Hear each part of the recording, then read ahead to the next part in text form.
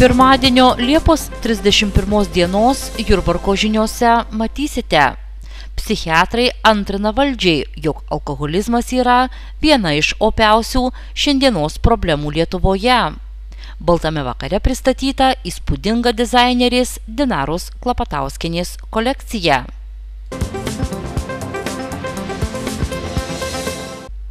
Prieš 2 mėnesius birželio 1 dieną Seimas priėmė alkoholio kontrolės įstatymo pataisas, kuriomis siekiama sumažinti alkoholio vartojimą ir prieinamumą. Už naujus teisės akto pakeitimus tuomet balsavo 101 Seimo narys. Prieš 10 susilaikė taip pat 10 parlamentarų. Dalis priimtų nuostatų įsigalios nuo 2018, o kitos nuo 2020 metų. Nuo kitų metų sausio 1 dienos alkoholį bus galima įsigyti asmenims ne jaunesniems nei 20 metų. Tai yra jaunesniems asmenims bus draudžiama vartoti alkoholinius gėrimus ar jų turėti su savimi. Draudimas turėti alkoholinių gėrimų nebus taikomas asmenims nuo 18 metų, jeigu alkoholinių gėrimų turėjimas bus tokių asmenų darbo veiklos dalis darbo vietoje ir darbo metu. Nuspręsta buvo ir sutrumpinti alkoholio prekybos laiką. Parduotuvėse ir viešojo maitinimo įstaigose prekiauti alkoholiu jį įsinešti bus leidžiama darbo dienomis ir šeštadieniais nuo 10 iki 20, o sekmadieniais nuo 10 iki 15 valandos.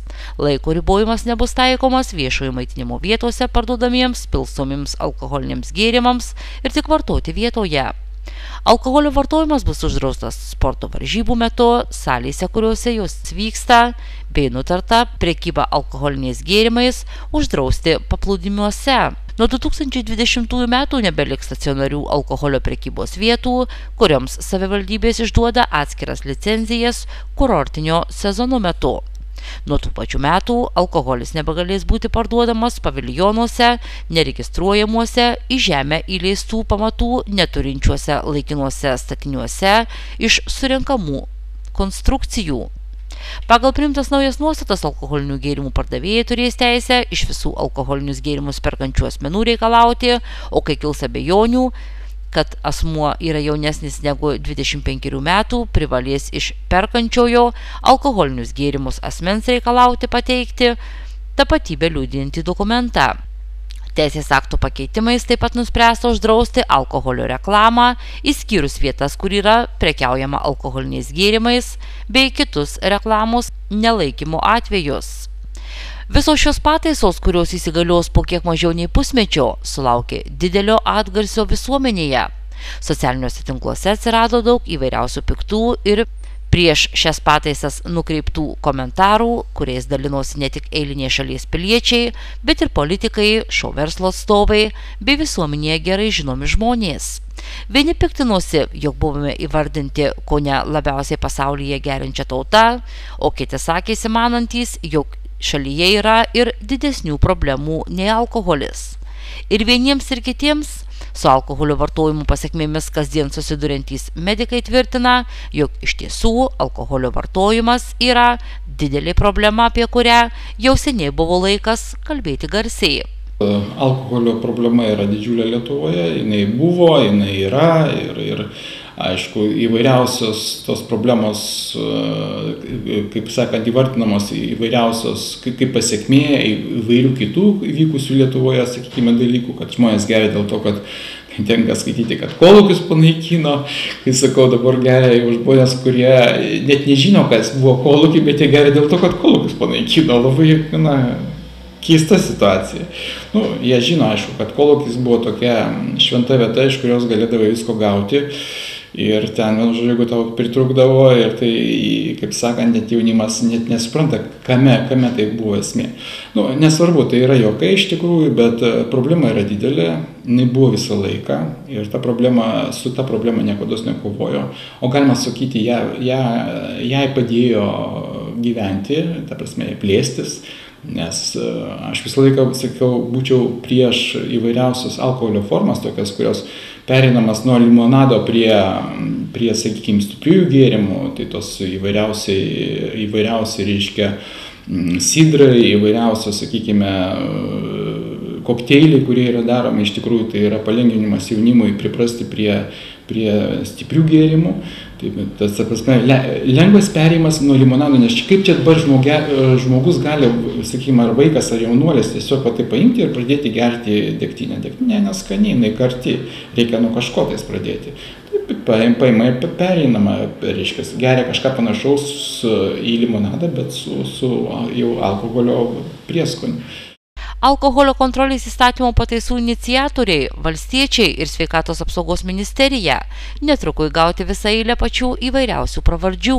Sveikatos apsaugos ministro ir valstiečių lyderio vardais buvo imta vadinti alkoholinius gėrimus, o vartojant alkoholį vietoj jau įprasto palinkėjimo į sveikatą atsirado kita frazė už verygą. Pasak psichiatro Aivaro Šlekio, linkėjimas į sveikatą, keliant taurelę, su sveikata iš tiesų visiškai nieko bendro neturi. Išgėręs žmonės dažniau padaro avarijas. Išgėręs žmonės nusipjauna, nusikerta kojas, rankas ir panašiai, paprasčiausiai dėl neatsargumo, dėl to, kad sutrinka orientacija, sutinka dėmesio koncentracija, sakykime, tai yra sunkiau yra, sakykime, atlikti kažkokius darbus arba darbe, būtent išgėrus, dažniausiai prisidaro ne tik savo problemų, bet ir kitiems. Tai sakykime, tos pasiekmes, su kuriuo mes susidurėm, sakykime, ligoninėje, tai dažnai irgi būna surištos su alkoholiu, ypatingai, kas patenka pacientai dėl kažkokio tai traumatizmo. Tai aš sakyčiau, kad tai yra didžiulė problema. Antra vertus, visos lėtinės lygos. Dažnai jų pasiekmės būna tik tai vyresniam amžiui. Būna vartojimas, sakykime, didelio alkoholio, sakykime, paskui galbūt su amžiumi mažėja, bet viskas tas dedasi. Tai ir širdies ir kraujagyslių lygos, ir psichinės lygos, ir vadinamos tos dabar labai populiari jau liga, kuri vis dažniau mes girdime, tai demencija. Jei įtakos, sakykime, alkoholio vartojimas irgi pakankamai turi daug didelę, kaip sakant, didelę prasme, reiškia, pablogina tos ligos eigą. Tai kad iš principo žmonės tikrai nelabai supranta, koks yra iš tikrųjų mastas. Antra vertus, žmonės nelabai suvokia, kas yra alkoholizmas, galvoja galbūt 2 bokalai alaus vakare, tai čia dar yra ne alkoholizmas, čia yra tik tai taip, aš atsigėriau alaus ten ir viskas čia tvarkoja, bet viskas eina su laiku ir tai gilėja ir didėja. Pokalbio metu psichiatras neslėpė, jog tiek pradėjus svarstyti alkoholio kontrolės įstatymo pataisas, tiek ir jas priėmus, kilusi didžiulė visuomenės nepasitenkinimo banga, jį savotiškai nustebino. Žmonių reakcija buvo labai neadekvati šiais metais, būtent kai buvo kalba dėl kovos su alkoholiu. Nes, sakykime, tai, kad padidino, sakykime, mokestį už šilumą, net nebuvo jokio didžiulio atkursio. Iš tikrųjų labai keista, nes iš tikrųjų mes mūsų šilumai mes šią žiemą stipriai daugiau mokėsime. O dėl alkoholio kažkurio prasme buvo tiek daug kalbama, tiek daug kovojama, buvo vykdomi ir įvairiausios akcijos ir koncertai. Aš tai galvočiau, kad vis dėlto tai didžiuliai pinigai, kurios gauna alkoholio gamintojai, pardavėjai, tiekėjai, sakykime, visi tie, kurie uždirba būtent iš alkoholio rinkos. Aš pasiūlyčiau vieną dalyką valstybei. Tas, kas parduoda, kas gamina, kas, reiškia, gauna naudą iš alkoholio, tas turėtų ir nešti naštą. Jie turėtų rūpintis tais jau pacientais, jie turėtų išmokėti socialinės pašalpas jų šeimoms, jie turėtų apmokėti jų gydymą, o tada pasižiūrėtum, ant kiek jisai yra, sakykime, kaip jie apsimokėtų, reiškia, girdyti mūsų žmonės. Į klausimą, ar nuo alkoholizmo galima pasveikti, medikas atsako teigiamai. Tačiau pasak jo, dažniausiai pasveikti trukdo nesupratimas ir nepripažinimas paties savo, jog esi priklausomas nuo alkoholio. Nuo alkoholizmo pasveikti, aišku, kad galima. Aišku, galima, bet žinau, kad iš principo tai irgi problema, kad daugiau, kaip sakant, alkoholį iš tikrųjų vartoja vyrai. Ir daugiau atrodo, kad alkoholio problemas būna tik su vyrais. Bet alkoholio problemos būna ir su moterim. Moteris kažkaip nelinkusios gydytis ten ar dėl kažkokio tais pagerinti savo būseną alkoholiu. Jos gal daugiau, jeigu joms yra blogesnės kažkokios tai būsenos, ar depresijos, ar tai nerimo, ar įtampos, ar miego sutrikimai, jos eina pas gydytojus. Vyrai labiau mėgsta patys gydytis, visi būtent savigina alkoholiu. Jie pagerina savo būklę. Nors iš principo atliekant tyrimus, moteris labiau linkusios į priklausomybę alkoholiui. Vyrai turi mažesnę priklausomybę. Taigi moteris pradėjusi vartoti alkoholį, tikimybė, kad negreičiau susirgs lėtiniu alkoholizmu negu vyrai. Tas pasveikimas tai yra pakankamai procentaliai mažas. Kalbama, kad kažkur apie 5% nuo tų, kurie gydosi, kurie jau yra iš tikrųjų vartojantis ir priklausomi nuo alkoholio, tik tai 5% pagyja. Tai iš tikrųjų vyksta kartais, sako, imitacija to gydymo, bet prievartos nėra. Netgi reiškia, sovietų laikotarpiu buvo tos priverstinio gydymo įstaigos ir man pačiam teko tokia įstaigoje dirbti. Efektas tai būdavo gana trumpalaikis. Kažkiek tai baimė gal sulaikydavo. Antra vertus, aišku, ir su baime ir gydymo yra principai tam tikri, bet šiais laikais jie netaikomi. Niekam nepaslaptis, jog ypač jaunimo tarpe alkoholį jau seniai pakeitė narkotikai, kurių vartojimas per paskutinį 10-metį gerokai išaugo. Pasak psichiatro, nereta nuo narkotikų atbaido tik kur kas ženkliai didesnė jų kaina ir baimė tapti priklausomu. Tačiau tai, jog alkoholis yra lygiai toks pat narkotikas, sukeliantis ne ką mažesnę priklausomybę, suvokia tikrai ne kiekvienas. Alkoholis yra lygiai toks pats narkotikas, kaip ir narkotinės medžiagos, tik jisai legalus. Gal dėl to ir taip ir išskirtai tam tikrą eilutę. Alkoholis tai lyg tai nieko tokio. Įvartokim, čia viskas tvarkoja. Tai irgi legalus narkotikas. Tik tai aišku, kai kurios narkotinių medžiagų rūšys sukelia priklausomybę labai pakankamai greitai. Kai kurios galbūt, sakykime, netokia greitai, kai kurios galbūt netgi priklausomybė prie jų netgi rečiau atsiranda netgi nuo alkoholio. Bet tai irgi yra narkotinės medžiagos. Jeigu mes kalbėtumėm, kad tai vis dėlto, kad tai yra iš tikrųjų ta pati narkotinė medžiaga, tik tai kad kitokia forma, tai turbūt galbūt atsirastų daugiau baimės vartoti alkoholį. Geras dalykas yra paskutiniu laikotarpiu, kad galbūt jaunimas jau atranda visiškai kitas formas, kad iš tikrųjų į alkoholio vartojimą jau kartais net ir kai kuriuose grupėse netgi žiūrima kaip į kažkokią tais negerą dalyką ir kad tu netgi labiau išsiskiri su alkoholio savo vartojimu, negu kai senais laikais nevartojantis atrodė kaip kažkokia balta varna senais laikais. O dabar galbūt jau atsiranda jaunimo grupės, kurios daugiau turi laisvalaikį visiškai kitaip, kitą užimtumą. Ir alkoholio vartojimas jau nėra pagrindinis užimtumo, kaip sakant, kaip būtinai, kaip sakant, reikalingas užimtumui. Atsiranda naujos formos sporto ir kitų atrakcijų, blaivas vakarėliai, kurių metu, reiškia, žmonės gali visiškai kažką kitą pasiekti. Penktadienio Liepos 28 dienos vakare Jurbarko dvaro parkas skendėjo muzikoje ir baltoje spalvoje. Tiek baltais rūbais vilkinčių žmonių ši viena iš gražiausių miesto vietų dar tikrai nebuvo mačiusi. Vilkėti baltos spalvos rūbu arba bent jau turėti tokios spalvos akcentą visų atėjusiųjų į renginį prašė Baltojo vakaro organizatorė, dizainerė Dinara Klapatauskienė, paruošusi 5-ąją savo drabužių kolekciją. Pasak šį skirtinį vakarą vedusios Linos Lukošienės, už nuostabų vasaros vakarą, kurio nesugadino netgi niekaip lyti nesiliovęs lietus, turime būti dėkingi 3 talentingų jurbarkiečių įkurtai Menų imperijai. Sugalvotas Menų imperijos, o Menų imperija prieš kurį laiką subūrė labai 3 energingos jurbarkietės, tai yra Violeta Jakaitienė, Indrė Kateivė ir Dinara Klapatauskienė. Moterys turbūt netilpo savam kailį ir tiesiog ieškojo galimybių, kaip būtų galima dar aktyviau įsijungti į Jurbarko gyvenimą. ir turi idėjų, planų ir projektiniai veiklai ir iš tiesų turi labai gražią idėją, labai daug dėmesio skirti vaikams ir jaunimui. Galbūt tai bus kūrybinės stovyklos, galbūt tai bus kūrybinės edukacijos ir moterys visos trys tikrai labai nuoširdžiai žada pasidalinti su vaikais ir jaunimu savo patirtimi, savo galbūt neįsipildžiusiomis svajonėmis. Ir aš tai pagalvojau, kad iš tiesų jie dar auga tie menininkai, bet po kelių metų aš tikiuosi, kad Jurbarkas pražys tokiais dosniais meno žiedais, kad turėsim tikrai ko džiaugtis.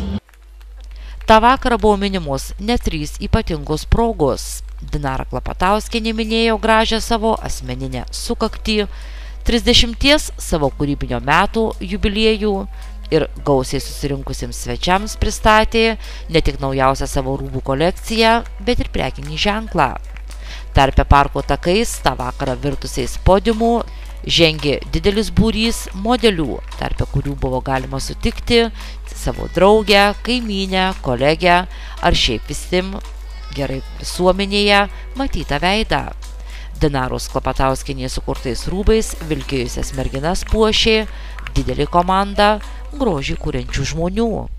Merginas gražino ir šukuosinas ir makiažus, tai mums darė LK grožio salonas, visa komanda ir netgi žinau, kad tai yra Ligita, Indrė, Justė ir Lidija, visas ekipažas nuo ankstyvo ryto įsikūrusios verslo centre, jos kūrė stebuklus, kūrė ir bandė išpildyti Dinaros viziją, Dinaros planą. O papuošalus ir ypatingai mano šitą gražų papuošalą, tai kūrė jurbarkiškė Indrė Kateivė ir virtualioj erdvėj labiau žinoma kaip Inka.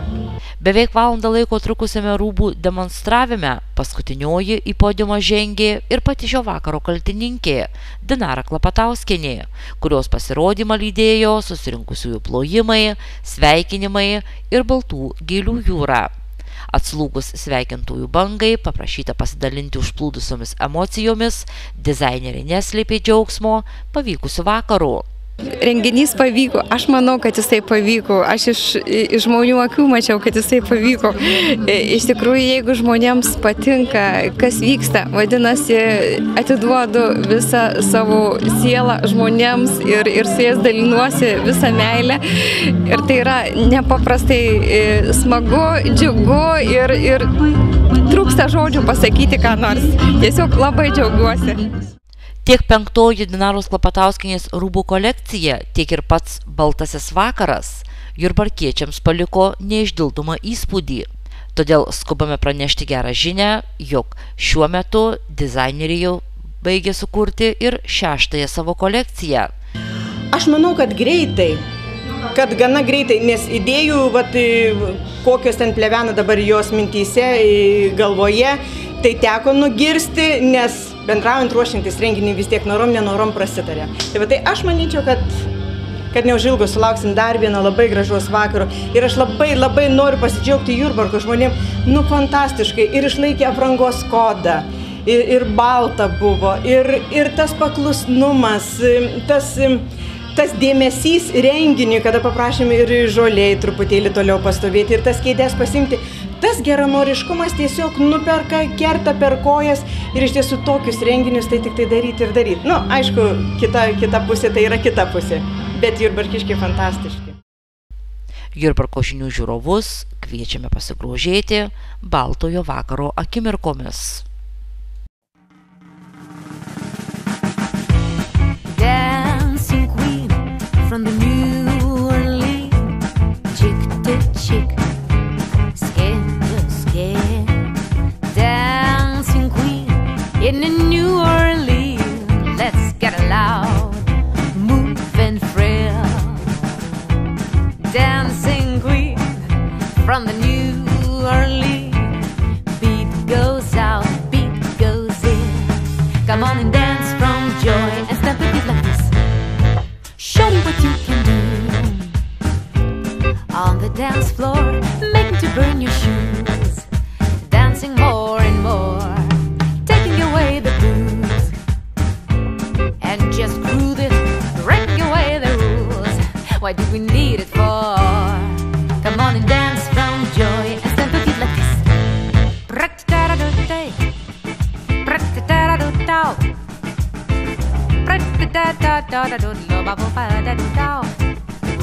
So bo ba bo hey, so bo ba bo bo da da da da lu ba bo hey, sa da da da da da so da da da ba bo hey, da da da da da da da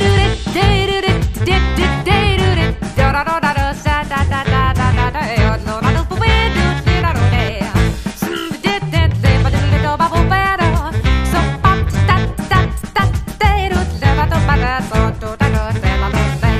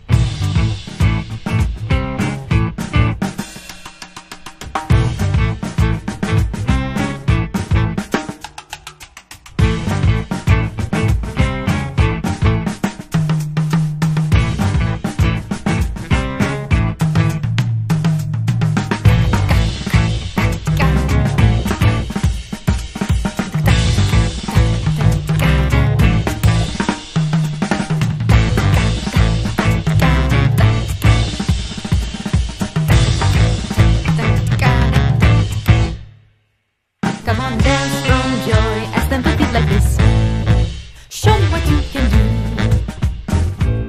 On the dance floor, make it burn your shoes, dancing more and more, taking away the blues, and just groove it, breaking away the rules. What do we need it for? Come on and dance from joy and step a bit like this. So good, so nice, I got you. I feel nice, like sugar and spice. Oh, I feel nice, like your sugar and spice. So good, so nice, I got you.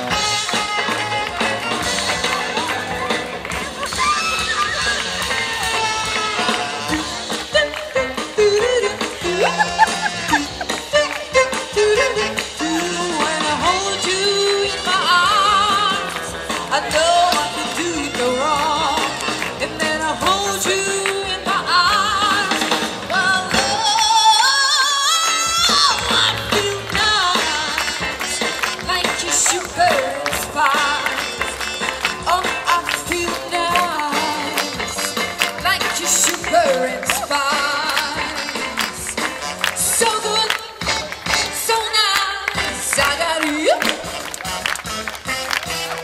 So good, so nice, I got you. So good, so nice, I got you.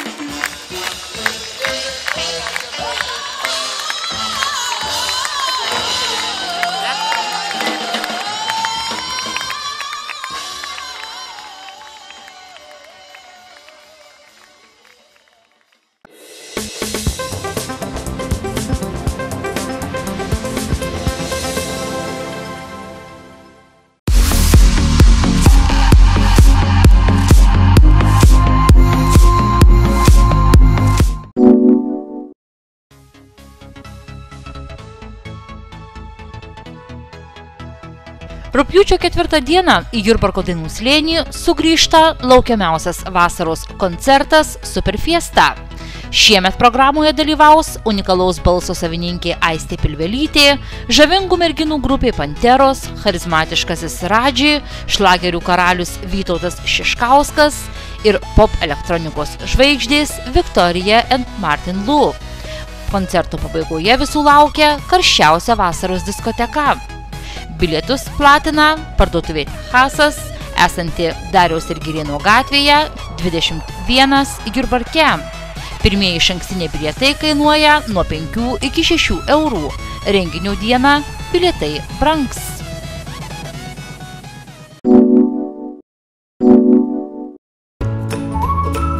Pagauk vasarą. Užsisakęs Baltikum šviesolaidinį internetą, planšetę gausi nemokamai. Vasara dovanos Baltikum.